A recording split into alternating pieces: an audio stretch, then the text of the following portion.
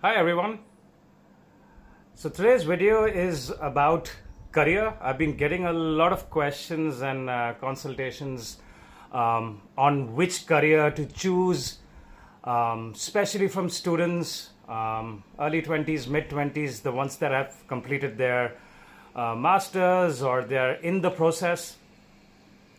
Also from professionals that are in between jobs or the ones that are especially unhappy with their jobs, questioning is this the right career that they are in, or should they consider something else. A lot of working professionals getting in touch with me. Some of them are my friends and family, and also consultations that I get from YouTube about considering a completely different line of business to make money. So this video is for those individuals, so pay attention, get your Vedic charts on and try to understand, and feel free to ask me questions on the comments.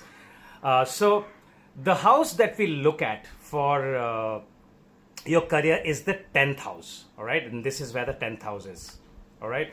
Do not get confused where the number 10 is. Number 10 shows Capricorn. So number 10 could be anywhere in your chart. It could be in any of the houses. It could be in your first house, second house, depending on what ascendant you are.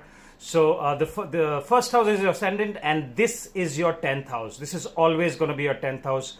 Any number sits there is the significator of the sign. So for example, you see number 5 here on the 10th. This is your 10th house, and you see number 5.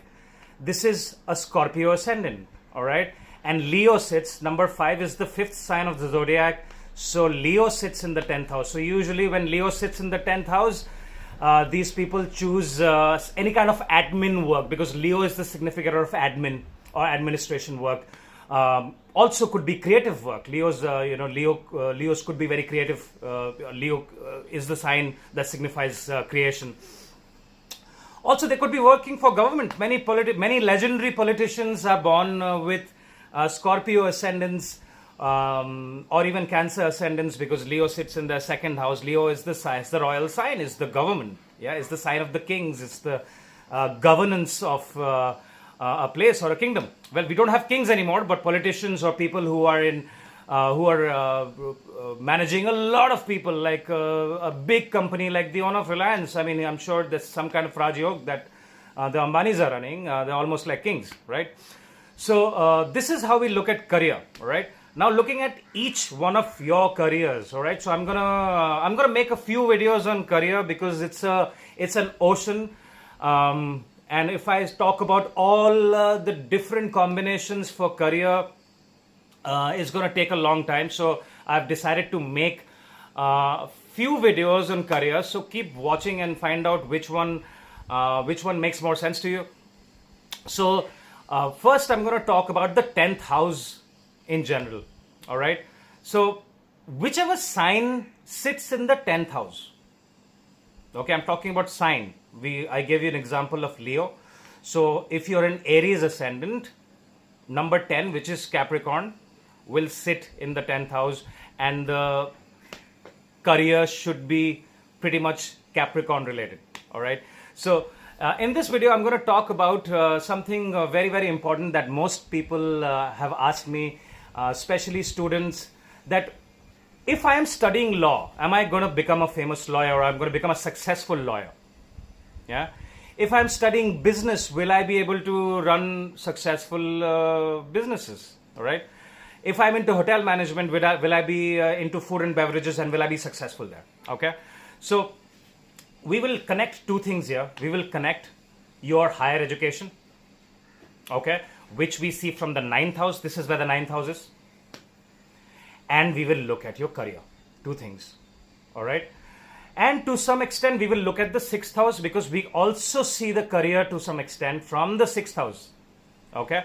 So the three main houses we will look at is your 10th house, 9th house, and 6th house, and the first house. So don't complicate it too much, because the first house is always important, because this is who you are. First house is your ascendant, your personality, your body. All right. So for example, if you're a bricklayer or you're into construction work, your body becomes very important. or if you're a physical instructor, you're a yoga instructor. Your body is of primary importance. All right. You're a surgeon. Your body is of primary. You need to have very stable hands. All right. So the ascendant is very important. Your personality. You're a chess player. Your first house becomes very important. Okay. So we have to look at the ascendant, the 10th house, the 9th house, and to some extent the 6th house. All right. Now, people who are studying or want to get into the same field, for example, doctors, very important. Yeah. People who are studying to become a doctor, right? Are they going to be successful doctors, right? Your higher education becomes very important. People who are studying to be lawyers, people who are, doing a specific skill set, who are studying a specific skill set, will they be successful in that skill set, right? So we will look at some kind of combination between the 10th house and the 9th house. All right. So let's take an example of a Sagittarius ascendant. All right. So what sits in the 10th house for Sagittarius ascendants?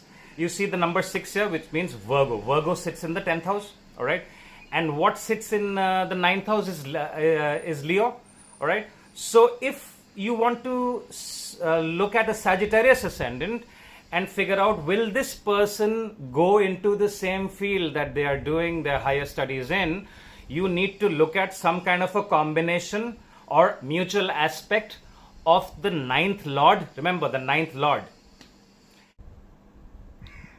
Your 9th Lord, which is nothing but Leo's Lord, is Sun, and the Lord of your 10th house, which is Virgo, and that's Mercury. So some kind of a conjunction between Sun and Mercury. So if you're a Saggy or a Saggy ascendant, and if you have Sun and Mercury conjunct anywhere in your chart, all right, which means most likely you are pursuing a career where you have done your education in, all right.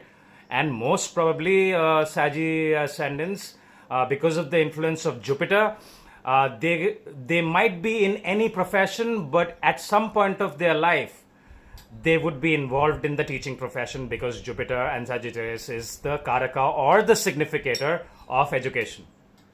All right. If you're a Sagittarius ascendant and in your 10th house, there is a conjunction of Jupiter, Sun, and Mercury, there are very high chances that you are an exalted teacher or guru of anything that you're doing in your career. All right. Your career could be involved in a lot of traveling, because 9th house is also the house of gurus and teachers. 9th house is also the significator of long distance travel. So you might have to travel a lot for your profession. All right. If there is some kind of a 6th house involved as well, the 6th Lord, so it could be a great combination for a lawyer, right? Because 6th house involves with legal disputes, diseases. Lots of doctors are seen with a combination or a mutual exchange between the 10th house and the 6th house as well. All right. So once again, couple of things that you must remember. You need to look at the placement of your 10th Lord.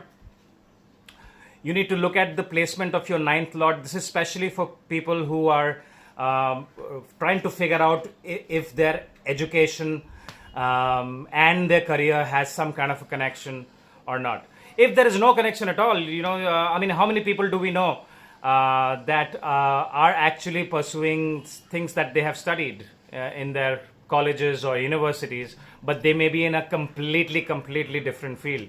And you would see that there is probably no connection between their 10th house and their 9th house. All right. Now, we can also look at the first house. For example, let's stick to a Sagittarius ascendant. All right. If Jupiter, the Lord of your Lagna, the Lagna Lord is in Leo, which is in the 9th house, they could be definitely into the teaching profession. They could be into the profession of tours and travels. They could be flight attendants. They could be traveling for work. They could be running a company where it's about tourism and travel. All right. The 10th Lord, if the 10th Lord is in the first house, all right, let's look at a Scorpio ascendant. In a Scorpio ascendant, let's consider Sun is in the first house, all right. So they could be in politics, right? Because Sun is the significator of government, and Sun is also the karaka of their career.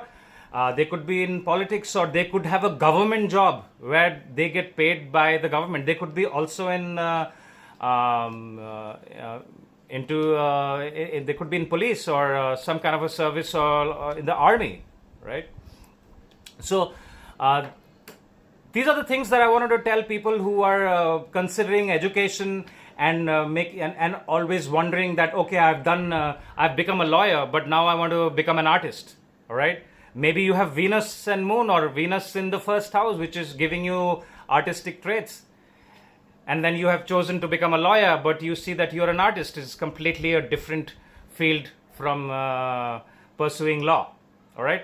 So I'm going to make a couple of more videos with some more specifics. Maybe we can look at certain charts and also look at the 6th house and look at certain professions.